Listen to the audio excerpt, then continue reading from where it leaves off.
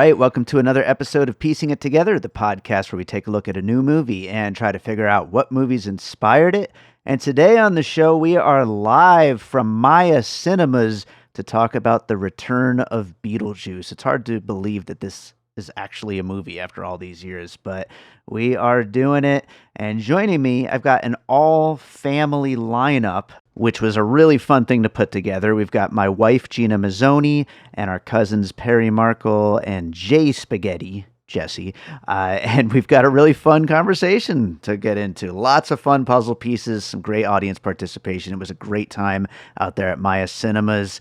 I do want to remind you all that we have another live show coming up in 1 week. So it's a quick turnaround time.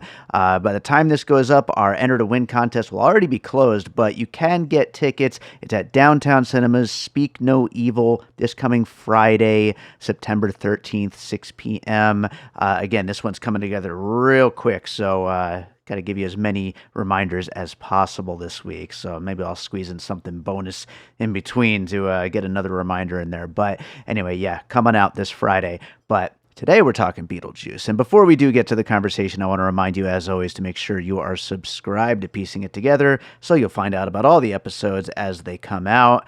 You could also follow us on social media at Piecing Pod. And don't forget to join our Facebook group, Popcorn and Puzzle Pieces, where we continue the conversation about all the movies we talk about here on the show. It's also kind of like a little family over there in the Popcorn and Puzzle Pieces group. So let's get into our conversation about Beetlejuice Beetlejuice. All right, I am David Rosen, the host of the Piecing It Together podcast. We're going to talk Beetlejuice Beetlejuice, of course, but before we get to the movie, I want to introduce my guests. First up, Gina Mizzoni returning to the show. Gina, introduce yourself to everybody. Hi, I'm Gina. I'm also Dave's wife. I am a horror fan, and so I'm on a lot of Dave's episodes that have to do with like a horror movie. Absolutely. And I used to love Beetlejuice is one of the best movies ever, so I had to be a guest on this episode. Absolutely, and I'm glad that it worked out. Glad it worked out. You're This gonna have to orate for This Rich isn't Rosen. a microphone. Yeah, Perry Markle right next to her right there. Perry, introduce yourself. Hi, I'm Perry. This will be my second time on the show. I'm currently a film student at CSN. Taking my first cinematography class this season. I did make a short film last semester called Trapped, so that's pretty cool. So I'm very excited to be here doing this Beetlejuice pod, especially with the family. It's really cool. Especially since it's a family movie. Yeah. So it's really special. Yeah, and that's actually why we've got Jessie here for the first time. J Spaghetti, as we are naming her. But happy to have an all-family panel here. But Jessie, introduce yourself to everybody. Hey, my name's Jessie. Gina and Dave are my cousins. Perry is my little big nephew. I'm a full-time stay-at-home mom.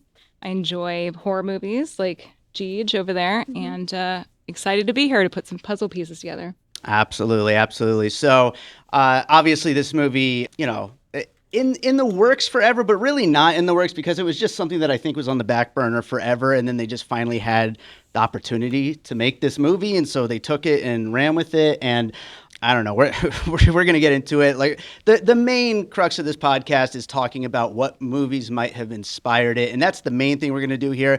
We'll save our criticisms for the most part because I know personally I think this movie is a bit of a mess. We'll talk a little bit about that.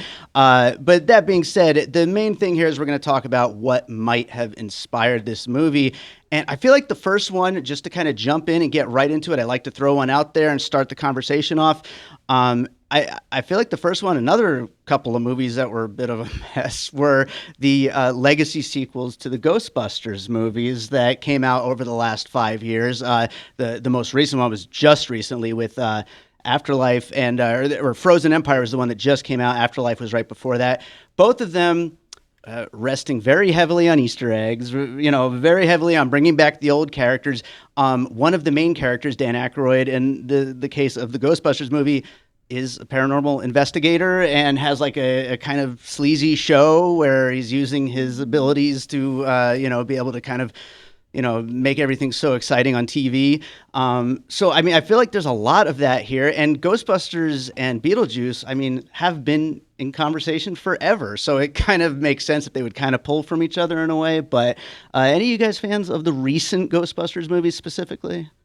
I've not seen them. Mhm. I mean, the last one I saw was the female version with all the like SNL cast, and kind of similar thing. But I didn't know that Dan Aykroyd thing about him playing the paranormal investigator. So very good pull there. Yeah, he's a huge fan too. As well. He is. And He is. supernatural stuff. Yeah, I saw them both mostly because of Paul Rudd. Mhm. And I noticed too the parallels with a human to ghost crushes and love interests in the movie. So I Yes. put that down as a little. Absolutely. You're Little totally right, puzzle especially piece. with the recent one, Frozen Empire. Yeah. And Paul Rudd being a big pull of the recent Ghostbusters movie. Justin Theroux and Paul Rudd, they have their kind of come up in alternative comedy, like weird stuff that me and Gina are super into, the Stella people and stuff like that, which I'm sure a lot of people, don't Hot know American of. Summer. Wet Hot American Summer. They're both a big part of that. And I thought Justin Theroux was like probably the best part of this movie, but also Paul Rudd is the best part of the Ghostbusters recent movies. But so I think there's a lot of parallels to be made there. But yeah, definitely good pull there, Jesse, with the afterlife love interest. That's definitely a good part there. But Gina, let's go to another puzzle piece. What do you got next? Okay, well, I'm gonna pick the most obvious one. It's just I'm sure a lot of people caught on to this one. Schitt's Creek. They didn't even. I don't understand. We just rewatched the original Beetlejuice, and Yeah, we I watched don't it yesterday. remember Delia being that much like Moira Rose Mm-hmm. in Schitt's Creek, and she was that character in this. She was more that character. She was more Moira Rose than she was actually her original character. Absolutely, I completely agree. And it was really cheesy. It's like, is she that stuck into that character that she just can't like? I think people love the character though, and like I love that character. Yeah, I mean, I love her way more than like the character in the Beetlejuice movie. yeah, and I think it made for some of the funniest moments of the movie. So it's like, even though it doesn't make sense necessarily, like a Yeah. lot of stuff here, it certainly made for a lot of like funny moments. Did they rewrite her character? Like that's what I'm wondering. It's like almost like they rewrote her to be more like that character from that show. I think that's possible. I feel like this movie was literally just about these people getting back together and having fun. Like Yeah, it's Tim like- Burton's getting to the end or something. Yeah, I you feel know? like they were really lazy with the writing. Although I do have to say that going into this, my expectations were not good at all. So I was I started from like expecting just a real piece of shit movie, but it ended up being not as bad as I thought it was going to be. But still, that's not saying much. Hey, it's better than we expected. That is for sure. But Perry, let's go on to another one. What do you got? Okay, so this one might be a little like obscure, but in terms of like going to the afterlife and bringing people back, I put Coco. Pixar's okay. Coco. Pretty similar thing. Headed into the afterlife, you have this person who turns out to be a relative that you need to bring back. So I just thought that was a pretty obvious one. No, I think that's a great one, and I mean, I think Coco is probably inspired a lot by Beetlejuice, you know, and so it's like it kind of comes back around there, and the whole going in and out of the afterlife, and all the rules. There's like a whole. I mean, there's literally a rule book in the Beetlejuice movies now, but yeah, I think that's a great one to throw on the list here. So Jesse, let's go to you. Okay, my first puzzle piece would be the introduction of the new character Dolores. I would say Vampira from Plan 9 from Outer Space, Nice. a bit of Morticia, and also Angelica Houston's character from The Witches, 1990s. Sure. Witches. Absolutely. Absolutely. I would also add Frankenhooker to the list. So we got like a whole combination of, we got our lights. All right. I kind of like the dark better. Yeah, I know the dark was nice. But yeah, both of those great pulls for that character and Frankenhooker thrown in there. And yeah, just bringing that character to life. And a dash of Sally. Sure. That's exactly what Yeah. I had that. It Don't was take like my ideas. it was on the Stapling tip of my yourself. tongue. I was gonna say with a hybrid of Sally Yeah. from Nightmare Before Christmas. Well, 100%. and with I forget Dr. whatever Frankenstein from the movie, his brain showing and everything Oh, yeah. with Willem Dafoe's with character. Willem Dafoe. I mean, maybe we'll open up to the floor later about this, but what was Willem Dafoe doing in this movie? Like, Seriously, Yeah. what I the love him hell? so much, but I do too. that character just was completely Yeah. unnecessary. Like, I kind of forgot about him. yeah, I know. Well, I think I forgot about a lot of the new Yeah. characters, Yeah. you know, and then they were just kind of popped back up. But Dave, yeah. it's really weird, but I feel like I liked the movie more than you did, which is like incredibly surprising because all I did was bitch and complain about being Yeah. on this episode. She after tried to I get saw out the of trailer. this I one. tried multiple times. Even tonight, I was like, "Do I really have to go and do this? Like, can I Yeah. just like fake being sick or something?" Oh. Yeah, but I wanted to be on it with them, so of course, Yeah. like I wouldn't cancel and flake out. Love that we're doing it. Love that we're doing it. Well, I'm going to go to a movie I do love, though, for my next one. Although this one kind of takes the idea of just throwing shit at the wall, and I don't think it works as well. But Bill and Ted's Bogus Journey, the sequel to Bill and Ted's Excellent Adventure, Nice. movie with just nonstop nonsense. A Saturday morning cartoon brought to life, which, I mean, I suppose you could say the Beetlejuice cartoon is a bigger influence on this than Beetlejuice itself, which is something you could say about those Ghostbusters movies, actually, to bring it back to the recent Ghostbusters. But yeah, Bill and Ted's Bogus Journey, just it's one of those movies where you're watching it and you're like, what are they thinking? Like, what are they actually even trying to do with this movie? And I love it for that because it's just so crazy, and you can't follow up Bill and Ted's Excellent Adventure. And I kind of give this movie a little bit of a pass, Beetlejuice, because you can't follow up Beetlejuice. And so instead, let's just go crazy with it.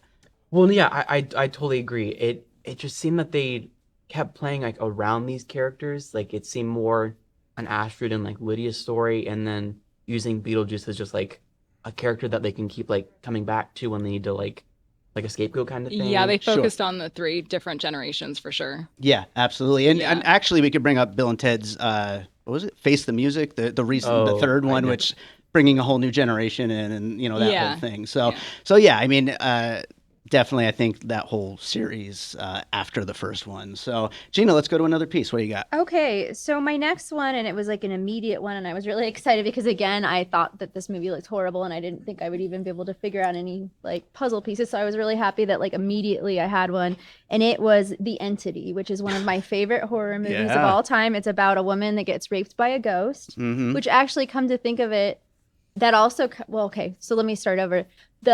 The reason I thought of it was because of the set. She's sitting on a set, that Lydia is sitting on a set Sure. for her show that looks like the house Yeah. where Beetlejuice took place, and in The Entity, they rebuild this like a house to try to get the ghost to come. Just try to get it back out to lure it out. Yeah, exactly, so that the woman they can show that she's been raped by this ghost and Yeah. yada yada, and try to trap it and study it. So that off the bat was a big one for me.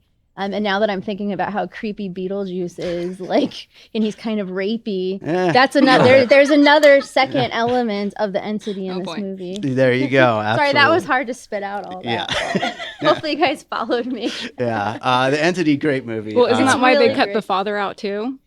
So we that is mention a that? whole thing. Yeah. Yes. Yeah. I mean, Jeffrey Really Jones. weird that they had him in there. I'm shocked, quite I am frankly. too. Did any of you think the whole crash landed, then eaten by a shark, and like all the other parts Well, of they that had to make story it was gruesome. them writing out Jeffrey Jones? But he's because still in the movie. and he's in the whole goddamn movie. Yeah. then. that was really weird because it was like, okay, that's how they handle it. They'll animate him. They don't need to use his name, his face, his like likeness, whatever. But they kept coming back to him with like the pictures, the grave, Yeah. obviously like his shark corpse, whatever. So they just kept coming back to it. It was really weird. And then for Adam and Barbara, they only name dropped them one time. Yeah. That's That was exactly what sad. I was gonna say. It seemed They like hardly just, like, spoke took about the these main characters ones. and were like, all right, side character, main character, slightly address, not address.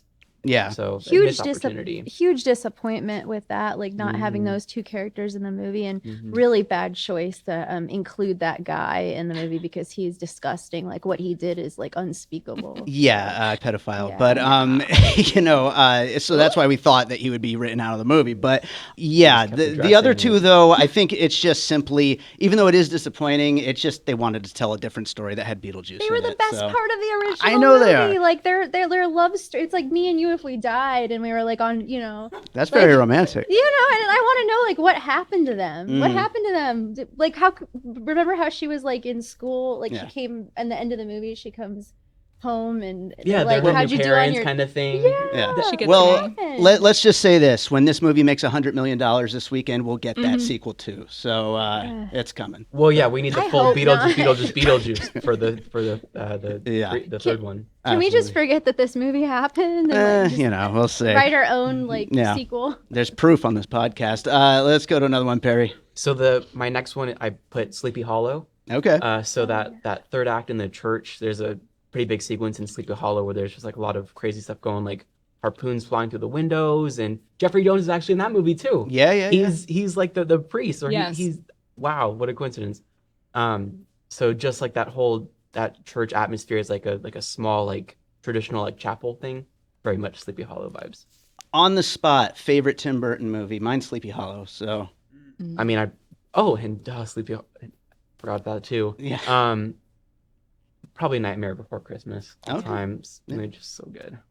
Gina, Jesse, you go first. Oh, I wanna sure. see if you Edward. Exactly. Yeah. That's what I Twinsies. was gonna say. Mhm. number I 2 knew for it. me. I Yeah. knew it. That's the best ever. Yeah. It's like a fairy tale. So Great dreamy. pick. Great pick. Mhm. Jesse, let's go to your next one. Well, I was going to say the church thing with Perry. Mhm. Same brain. Okay. Next, I have Tales from the Crypt. So Yeah. I never imagined Lydia Dietz would be a TV show host. But, girls got to eat. And Yeah, so it reminded me of the Crypt Keeper from Tales of the Crypt. Yeah. She definitely has a whole thing going on with all that. And, I'm just going to jump right on top of that because I am going to go with Peter Jackson's The Frighteners for my next puzzle piece here, which, I mean, Lydia Dietz being able to use her abilities to speak to ghosts to create some kind of business for herself in the sense of this TV show. And in The Frighteners, it is Michael J. Fox as a guy who solves people's ghost problems. And what the people don't know is he's creating them because he's friends with the ghosts. And so then shit gets out of hand. And there's actually a lot once this gets into all of the afterlife police mixing up with the humans and jumping between worlds and all that. There's a lot of other parallels, I think, between the Frighteners. Also, as I'm talking about Peter Jackson, might as well throw Dead Alive in there too, because there is a little zombie baby that chews on legs and gets kicked around the room and stuff like that. So one of the best creatures ever. But yeah, the Frighteners or Dead Alive, any of you guys fans of those?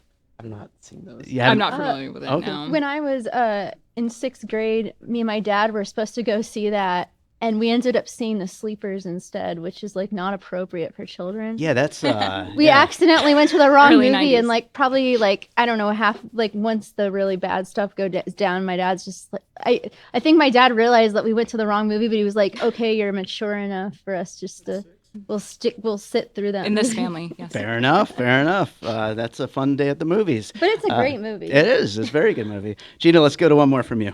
All right. So can I give you two Sure. little ones because it's like really quick little scenes. Absolutely. So Sixth Sense, with that lady like with the axe walking around with the axe in her head. Yeah. In the very beginning of the movie. I don't remember an axe in the Sixth Sense, but just the people walking around with like morbid, Yeah. And And the reveals that they, you think that they're, well, I mean, we kind of see it coming a mile away, but we think that they're just regular people, and then all of a sudden you see them. Yeah. Oh, wait, they turn around and they have that's also in that like the afterlife waiting room areas, all those people. But like that particular scene in the beginning of the movie where like you realize she can see dead people, she can still see dead people. Yeah. That reminded me of the Sixth Sense. And then the other one was Danny DeVito, whatever the hell he was doing in that scene. All these little one scene Yeah. people, like, yeah. It's Always Sunny in Philadelphia. Yeah, I can't That get is Frank framed Reynolds out of my head. 100%. Yeah. Like, Can't unsee that. Yeah. Absolutely. We want to see Danny DeVito show up and be gross. That's always a Yeah. fun thing. So, absolutely. Perry, let's go for one more. All right, so for my last one, I put more of like this was more of like a setting one. Mhm. It was Scary Stories to Tell in the Dark. It came out a few years ago. I really liked how it like showed like a little town with Halloween, like great decorations, really like cozy. And I think this movie did that too when she was biking around town. Astrid, really cozy little neighborhood, really Halloweeny. So I just thought it really brought back that movie for me. I didn't put it on my list or anything, but I thought of Hubie Halloween with the Adam Sandler movie. But yeah, definitely that fits that vibe as well. Also, Trick or Treat would be another one that could kind of fit in with that. Did I just steal a puzzle piece? No, but I remember watching that with Gina when we were little. We rented it from Video Update. Uh-huh. Do you remember that? Video Time. No, I think it was Video Update. Video Update and Video Time were both It was awesome. old. Oh, It was- okay. The store we used to go to was Video Time. I didn't. Can I say the street names on here? Yeah. They know we're in On Vegas. Nellis and Charleston? That was Video Update. No, there was a place called Video Time. There was a Video Time and there was a Video Update. Okay. This is the most Vegas Well, episode I don't we've ever remember. had. I don't This is remember. great. Your family must have rented it because we didn't No, go to that store. Oh yeah, we didn't rent movies. This was on piggybacks on somebody else's okay. card. Definitely. Yeah, we didn't have a card. We didn't have a membership. But you guys had HBO and stuff. Or you? Well, we used the black box. Yeah. You had like all the cool. Terrible. Because I think that's how I first got to watch Nickelodeon before we got cable. Was at your house. Yeah. Mm-hmm. No one get the black box for Rich Rosen. That would be game over for him. Yeah. But Jesse, one more piece from you. Okay, the last one is kind of odd, but when Dolores was sucking the souls out of all the characters, it reminded me of Hook, of the little boy when he got shrunken and then willed himself across the bridge. Yeah. Don't you guys remember that part? Yeah. Kind of. Yeah. Robin Williams Hook? Yeah. Yeah. Mm-hmm. Absolutely. It's been a million years since Right. I've seen Hook. So when but yeah, but okay, that's what that's it reminded fun. me That's When did you last see that movie? recently. Okay, so there you Because of the because I don't babies. remember, but Yeah. that's like one of the best movies of all time. It's so great. we should rewatch Hook. The soon. food We fight. should. the So original good. Food fight. It's all colorful. That would Yeah. be fun. We should save that one for the Utah home theater. Let's do it. Absolutely. Well, I do want to open it up to the floor, see if we've got any puzzle pieces out there. We do have some posters to give away to anybody who has any pieces. I see a hand right there, right away. I got one. Oh, actually, I've got two. Okay. First one, Astrid was very much to me like the character that Christina Ricci played in Casper. Oh, yeah. Looking for a yes. dead boy. Mm-hmm. Yes. Yep. And the other being just the general look of it, paranorman. A lot of green in the afterlife, and the talking of the dead people. Yeah, how you doing? Corpse reporter washing our hands at the sink. So as for Paranorman, that's one thing when the trailer for Beetlejuice came out, I was like, is this what Beetlejuice looks like? Because I didn't remember the original like having this kind of sheen to it, and then we just watched it the other day and it doesn't. So like I'm not quite sure what made them decide to go for that exact look, but I think Paranorman is a great comparison to that. And then Casper actually just came up on our Ghostbusters Frozen Empire episode because, again, like we were talking about the love interest and everything. So that's absolutely a great one to bring up here. Got a hand right here. I'm really excited to share this one, and I think that you'll connect this reference, Dave. But my puzzle piece is Carrie, the original Carrie. Okay. The last scene not the last scene, but one of the last scenes where the dream sequence is happening. It's the music at the end of Carrie where they're having that dream sequence and everything is all nice. The kid is getting married, then she's having the baby, and then of course Devil Baby pops out. But that's the same music at the end of Carrie where they're dreaming, the house is all nice, everything is wow. good, and then the hand comes up. I did not catch that it was the same music. That's awesome. That's a I'll have great to pull. Wow, fact that's check that. awesome. Yeah, great pull. And Jesse had correlated too, the baby when it was crawling on the ceiling, train spotting. Yeah. Oh, God. Oh. Yeah. I thought of Exorcist, but she said train spotting. Very good. Very good. I love it. We got a hand right here. When the lady is like putting herself together and the little hand is going on, I thought of Aunt Adam's Family. Yes. The little hand. Mhm. And she just kind of gave me like Morticia vibes, just Sure. with the long black hair. So I yeah. thought Wednesday was going to come up on this podcast, which I actually haven't seen, but Just as a general statement, I think Tim Burton was just like kind of a love letter to himself, maybe just so much homage to his Yeah. early stuff. Yeah. I mean, with like she just said, the Thing, Nightmare Before Christmas. I call it Frankenweenie. Mhm. But it just Alice in Wonderland too. It Like just all the crazy just stuff, throwing it all in there, you know? I mean, original story for sure, but like not the story audiences were asking for. Mhm. Just really taking these characters and like putting them in situations that they not might be in. Catherine O'Hara was great. Yeah. I thought Dealey was like so funny like the whole time. but just the way that they utilized these characters was just really random. Very random, completely random. My mom's got something up I'd there. rather see Catherine O'Hara in a Christopher Guest movie. We knew you would say that. Yeah. Number two, that squad of cops, the shooting guys, Yeah. wasn't that like T2, the Robert Patrick? They all look like Robert Patrick. You know what? I will never say no to a Terminator 2 puzzle piece. So Terminator 2, best movie. you're absolutely right, Mom. You're absolutely right. We got another one up here. Just an observation mentioning Schitt's Creek. When they were showing all her artwork, there was an image of her on the hillside with the crows flying around her, which was the Crows Have Eyes movie that Moira Rose got her career back. Oh my God. It was deliberate. That might just have been, yeah. Yeah. It's not just Gough, it's Moira Rose. It's Seriously, that's what the movie, like, because everybody loves, that's like one of the best characters, like, Yeah. in like modern times, right? She's so good. We just love her. Yeah, she is so good. She's the best part of the movie She for is. sure. And- And even and- if it's not, And the best usual, part yeah. of that show. yeah. So, absolutely. like, Yeah, love it. Love it. Do we have any other puzzle pieces out here? We got one right back here. I'm gonna go with Dark Shadows Okay. Yeah. and Little Monsters. Little Monsters. I don't think I've ever seen Little Monsters. Fred Savage. Fred Well, I'm Savage? looking up who Yeah. the other guy was. Isn't he blue? Oh, it's Howie Mandel. Howie Okay. Mandel, Yeah. Fred Savage. There's an underworld of monsters underneath the bed.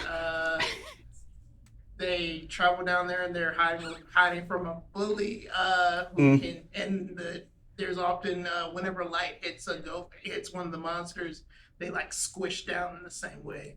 Yeah, that's true. Yeah, I do remember that. They do the squishing thing. Yeah, absolutely.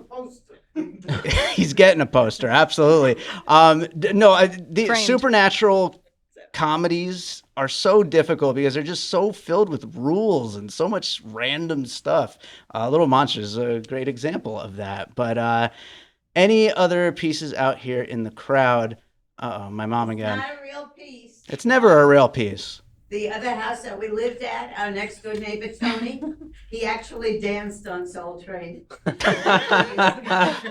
Well, I'm glad we brought the Soul Train sequence. Sunny, in. I love the Sunny's appearance of Don neighbor is a Cornelius. puzzle piece. That was Yes, tonight. absolutely. Another one right Very here. cool. This isn't a puzzle piece, but you asked a question earlier. What was Willem Dafoe doing? Thank you. Yeah. Pretty sure, like, I have a theory he was being Jack Lord from Hawaii Five-0. Well, let's just make Hawaii Five-0 a puzzle piece, just Yeah. unofficially here. I love it. I love it. That's great. Maybe he was supposed to symbolize that little like secretary lady, and she's the one that keeps him like in check, and she's like Yeah. all like kind of mean in the first one. Why is he an actor that's playing? Yeah, that's so random though. He was like a shooting victim. It's just super random, just pure Yeah. randomness. And then but- maybe the cops were like the football team, the dead football team. Well, I thought the Bobs were the dead football Oh. team, so I don't know. And But- why did Bob have to die? I Like, know that that's was sad. That's a bummer. Saddest part, jaw dropped. That's the problem with legacy sequels. They take these characters we love and then they just Unnecessarily killed him. unbelievable. right. Let's get into some closing thoughts. Gina, closing thoughts. Anything we didn't quite talk about you wanted to mention? Closing thoughts. Don't wear eyeliner when you're in your 50s. Oh, man. Yikes. Do not just stay away. I mean, on the bottom of your on your what do you call it? Your The your goth water stuff. not your water line. Don't wear eyeliner on your water line in your 50s. It just unless you've gotten some Yeah. Regarding some injectables. Winona? Because it doesn't look good on Lydia. Yeah. Aw. She looks good though in the original. She pulled it off, but yeah, the bags under the eyes. Oh, I'm sorry. She's beautiful. Man, you can't like, touch the Winona actress Ryder. is beautiful outside of the movie, but like that. Yeah. Theroux had it all over his eyes too. Yeah, he sure did. He sure did. He pulled it off. He looked good. He always looks good though. I actually saw him in LA one time and he was wearing a scarf just like in this movie. Just That- walking around. Actually it was in Beverly Hills. That seems like a very Justin Theroux Yeah. thing to do. Yeah. So, yeah. I've always thought he's hot. But not in this movie. Gross. He's My it. my mom has a quick comment. Didn't Justin Theroux co-write one of my all-time favorite comedies? Tropic Thunder. Boom! All right. Perry, closing thoughts. So overall, I would say I did enjoy this film versus dislike it. I got so hyped sitting in the chair, like when the opening credits were coming on, the music, the scenes over the hills. I thought this really had potential, and then it just I mean, performances were great. Jenna Ortega, Michael Keaton, Catherine, they were all great. But just original story, yes.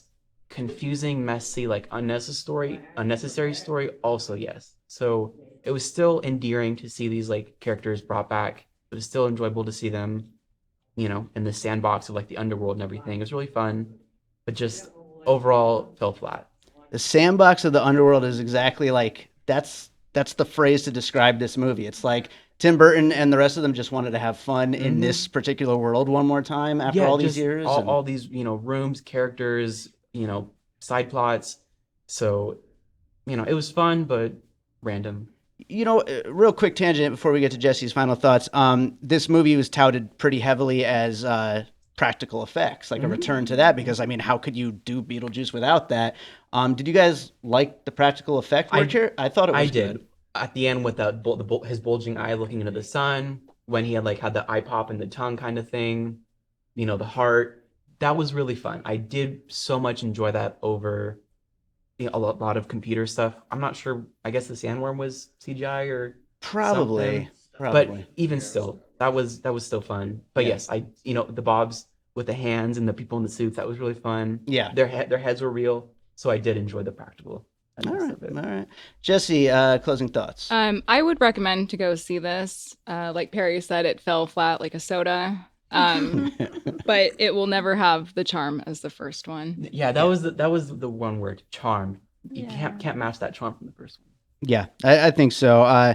I think disjointed is the number one word for this movie. It's just all over the place. There's a lot of stories. Here's the thing about it. I think don't go into it thinking that it's a sequel. It's its own. Yeah. Don't think of it as it's not Beetlejuice. It's not Beetlejuice. It's like a fan. It's its own the characters of it's Beetlejuice its own running around. Yeah, like you said, fan fiction. Well, you know what? Actually, let's one more thing, and then we're going to close this up. But what do we think about the return of Beetlejuice? Forgetting about the overall movie, but Michael Keaton here. I mean, well, one thing that's great is because he's like a ghoul, or I guess a demon. He doesn't have to worry about aging like the actor and being older. Yeah, true. He was able to just pull it off. It worked for him. Yeah, it works. He could do this again in 20 years. Yep. So yeah. Yep. No, I thought that he seemed like he was having fun. I wish that he had more interesting things to do in it. You know, he did get more time in this one. It did seem like it. I know there was an article that just came out that he said he wanted to have the exact same amount of time. It felt like he was in this twice as much as the last one.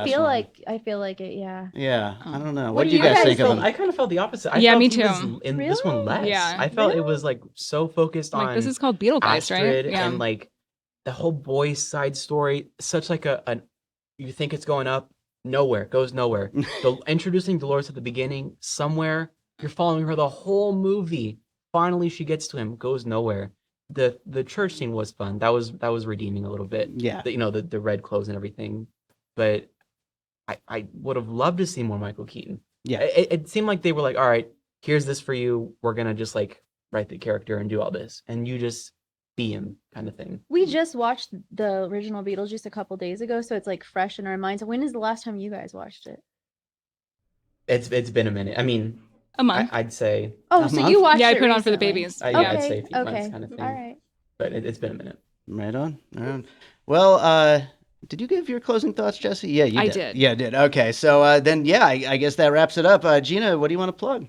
Oh, I guess if you need wedding photography, I love also especially if you have a goth or having a goth themed wedding and you need a photographer, hire me. Yeah, absolutely. But I also shoot other things too. So.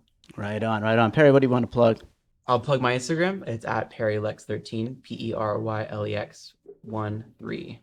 Right on. How about you, Jesse? I want to plug nothing. Thank you for having me here. She likes to be unplugged. J Spaghetti is mysterious. Thank you. Yes, absolutely. Well, that is our show. Thank you, everybody, so much for being here. We will be back at Maya Cinemas October 3rd for Joker Folie à Deux. We'll also be at Downtown Cinemas next Friday for Speak No Evil, which is just coming together last minute. So it's just a week away, so hopefully we'll see you there. And that's the show for tonight. So thank you so much. Thank you. Thank you.